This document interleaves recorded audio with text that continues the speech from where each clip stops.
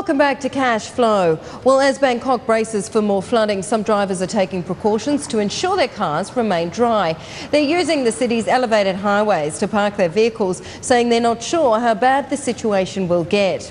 Over the weekend, Prime Minister Yingluck Shinawatra warned floodwaters could last for a month or more because of the sheer volume of water that still needs to be drained safely through Bangkok into the Gulf of Thailand. Well, the economic cost of the disaster is expected to be high. Moody's has warned that the floods could cost Thailand $6.5 billion or 2% of GDP. Japanese manufacturers have been among those hit the hardest, and the Bank of Japan is stepping in to help. The central bank said it will team up with its Thai counterpart and set up a facility to provide Thai baht with JGBs as collateral. Let's talk about all of these issues with PK Basu, Chief Economist Asia ex-Japan at Daiwa Capital Markets, who's joining us now live from the SGX. PK, I'm sure that you've done your own research into the cost of these floods. Are you looking at about a similar amount to Moody's? Well, yes, I think there will be quite substantial damage. I was actually in Thailand last week, spent a couple of days there. Bangkok was preparing quite actively for the impending floods. There was a sense of gloom, but also a sense of determination. These are certainly the worst floods, at least in 25 years, perhaps in 50 years. The immediate impact will be quite significant. Already, of course, the industrial parks just to the north of Bangkok in Ayutthaya province were flooded by last week. There was considerable damage to the supply chain, particularly for the car industry that Thailand is very, very closely entwined into. The electronic sector too has suffered. So there certainly is going to be a negative impact. I would say that this year's GDP number is going to be a lot lower than most of us expected. I have revised down my forecast from 3.6% for 2011 to 2.5%. But there could actually be a little bit of a silver lining for next year.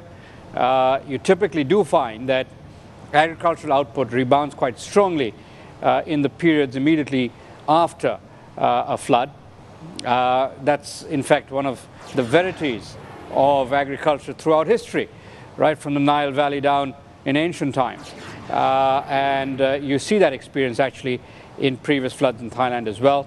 So next year you could get a bit of a fillip for agricultural output, with the government providing a large fiscal stimulus, next year should be a lot better.